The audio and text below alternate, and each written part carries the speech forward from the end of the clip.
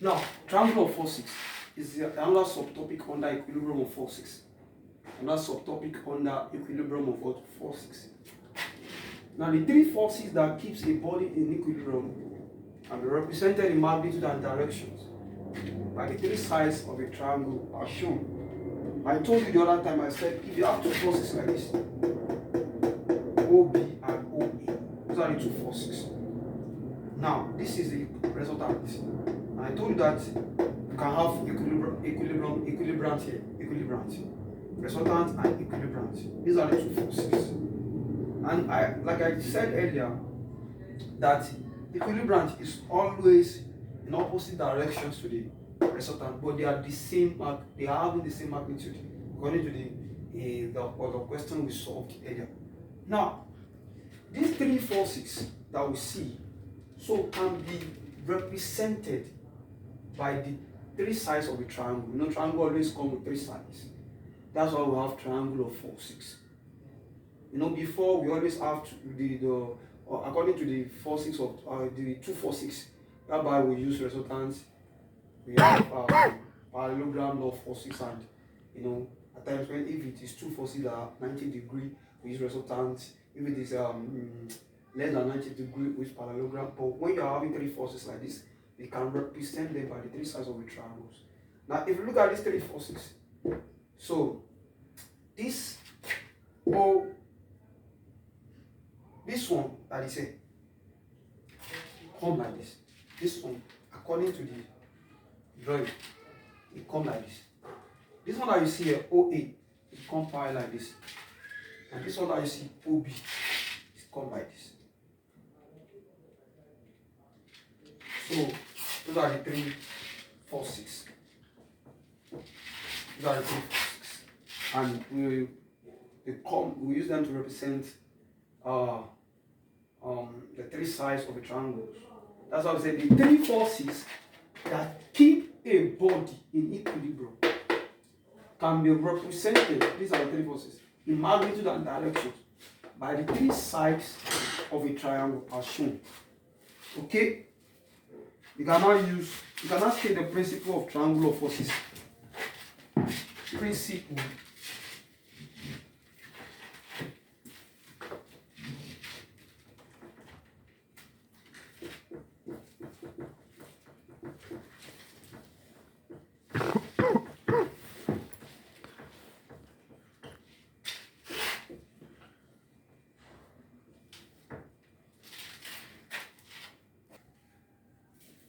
So the principle of triangle of forces, like I told you, those three forces can be represented by the three sides of a triangle. So the principle says that the principle of triangle of forces states that if three forces are in equilibrium, like those three forces I did the other time, they are in equilibrium, these are resultants. And I told you they can be represented in both magnitude. They can be represented in both magnitude and directions by the three sides of the triangle. I told you this one, come like this. So this is this, this is this, this is this, and the last one is. So these are the three forces. They can be represented by the three sides of the triangles taken in order. Again, the principle of triangle of forces states that if three forces are in equilibrium, they can be represented in both magnitude and directions by the three sides of a triangle taken in order. Let's take like 2 or 3 questions under it for today.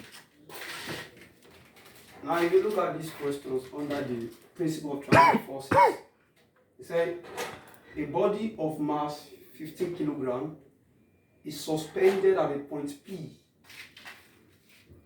by two light inextensible strings are inclined at 60 degrees and 40 degrees respectively to the downward vertical.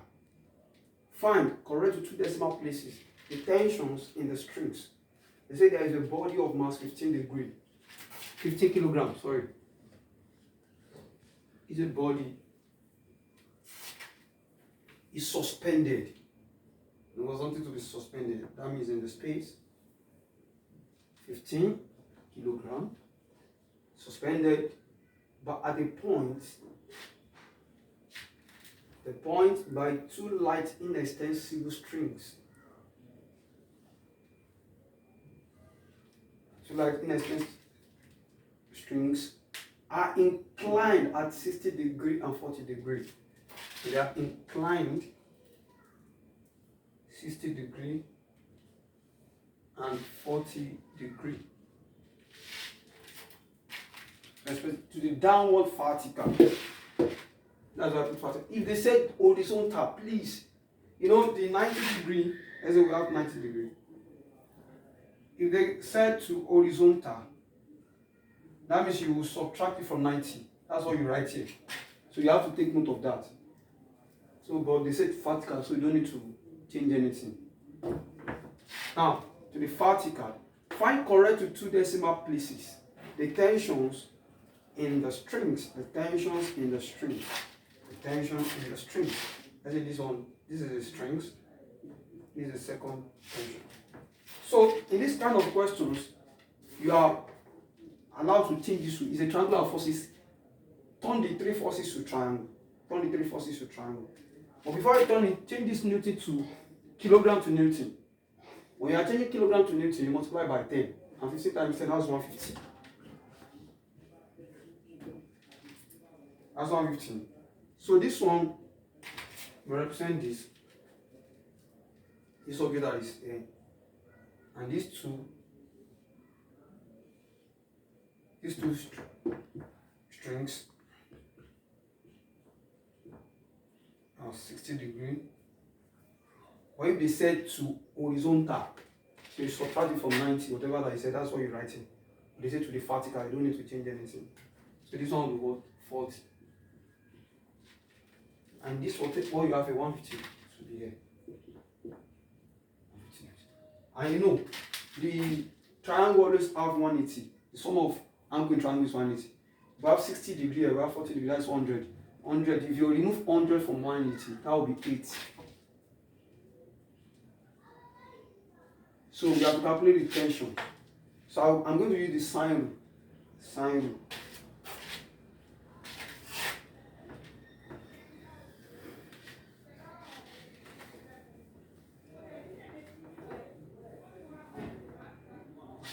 Now, if you are new, please, you can check the application of sine and cosine rule, one of our former videos, and learn it.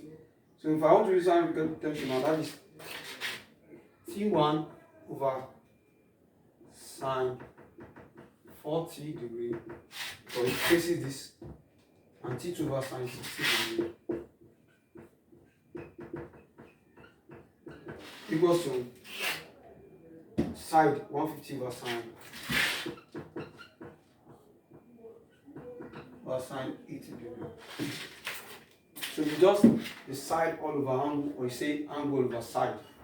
You know. Now this one is complete. Let me use this one and this one together to get T2. I also use this one and this one together to get T1.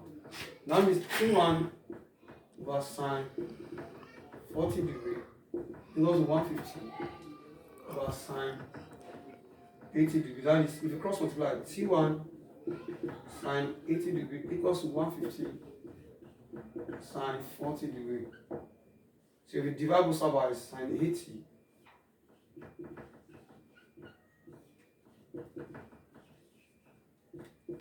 so that means T1 equals to, so if you press your calculator, that is sine 40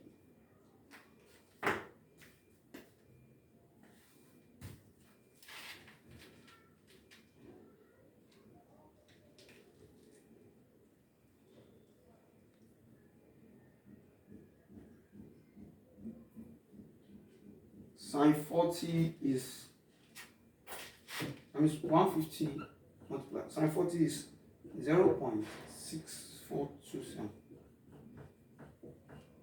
all over sine 80 then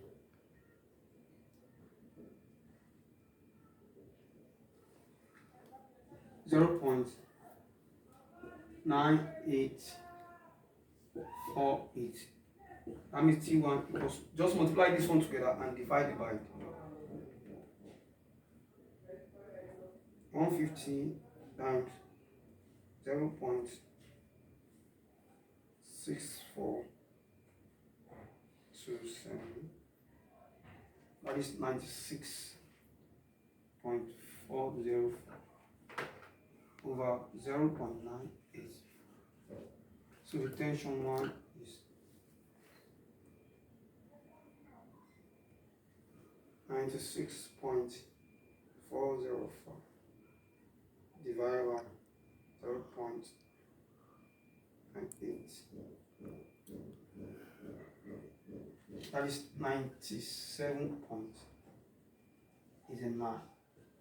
So one decimal is 97.9 units. So that is tension 1. So the same way you can do tension to get T2.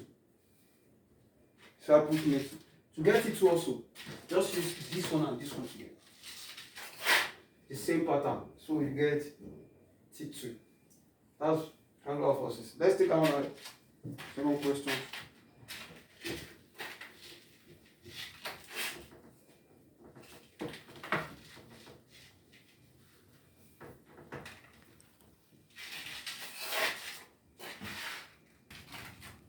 Now, like I told you, we are still under the principle of triangular forces.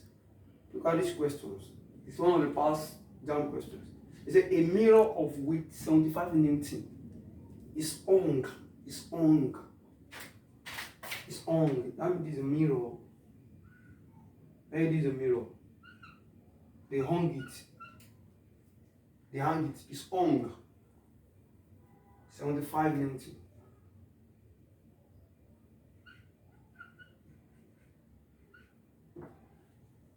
By a cord from a hook on the wall. If the cord makes an angle of 30 degrees with the horizontal, they say there is a cord. Because it makes this horizontal. They say cord, that cord makes, this is a cord, angle of 30 degrees. The cord makes an angle of 30 degrees with the horizontal. This is a cord that makes angle of 30 degrees. Because why do you think I did not draw it straight? Because they didn't say it makes 90 degrees. They say if I draw it straight, so it won't give me what I want. They say it makes angle 30 degrees with the horizontal. What is the tension of the cord? We are looking for the tension. Tension in the cord. Tension in the cord. The cord make an angle 30 degrees. Now we can as well change this thing to triangle. This one has triangle of forces. This one is straight.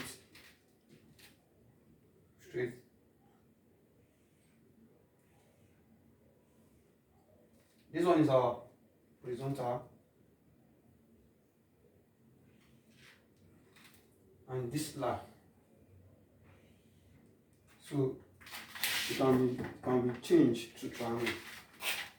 This is our T tension. This is our straight line. Horizontal. And these are horizontal. And this is a line that hung the mirror. That is 25. And this one make 30 degrees. Because as you can know. And both of them make 30 degrees. So as you can see it. And they ask us to find the tension.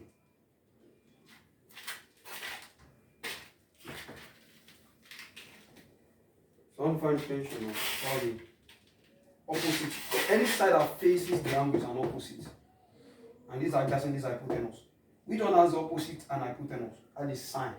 So this sine 30. Opposite is 75 Newton. over hypotenuse, that is T. And if I'm looking for T, I'll just cross multiply.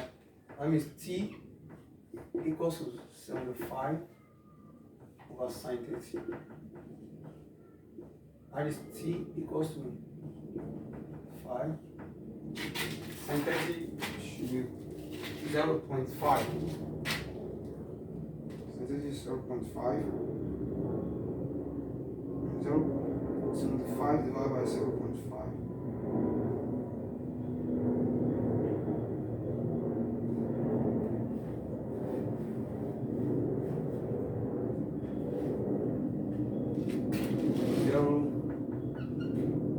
So the tension 75 divided by 0.5. That is 150. That's 150. So that is tension. So let's take one more, and that's about the principle of triangular force. So these are other questions on that principle of triangular forces. Now they say calculate the they have given us diagram. We are now asked to calculate the magnitude of tension 2, and which is this. So you can translate everything into triangle again. Now this is straight line. Horizontal, these are horizontal, this is our T2. Straight line. These are 250 Newton. And this one comes like this. So I put them up. That is T1. And this T1 comes like this. This one comes like this. So makes 30 degrees. So makes 30 degrees with this straight line. With a vertical, which is also the same as well, that this one comes here. Now the next thing we should calculate the magnitude of tension 2. We are looking for this. Now we are looking for T2. That means these are opposite angle. So this will serve as opposites. These are hypotenuse and these are our adjacent. And which one has, if the opposite that we are looking for is T2, and we have adjacent with 250 units. Out of our SOHCAHTOA, which one is having opposite and adjacent? That is TOA, that is tan. So I'm using tan theta, that is tan 30. Our theta is 30. Equals to opposite, which is T2, all over adjacent, which is 250. So now I'm looking for T2, I'll just cross multiply. That means T2 times 1, that is T2 equals to 250 Newton multiplied by tan 30 degrees. So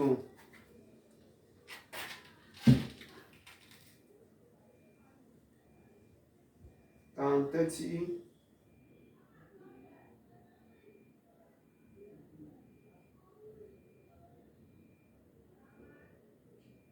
and that is 0.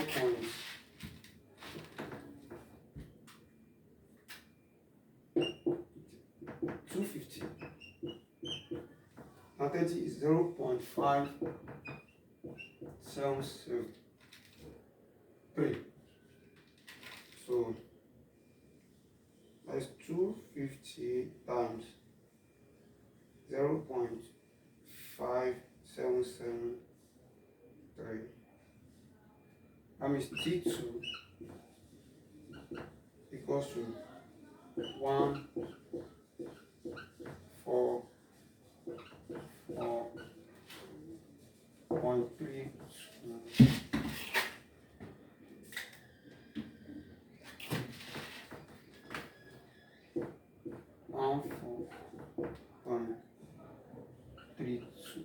Or let me say 33. Yeah. So into one decimal place. One decimal place, that is 1. That is the tension in magnitude 2. So in our coming class, we're going to be talking about the principle of movement. The principle of movement and you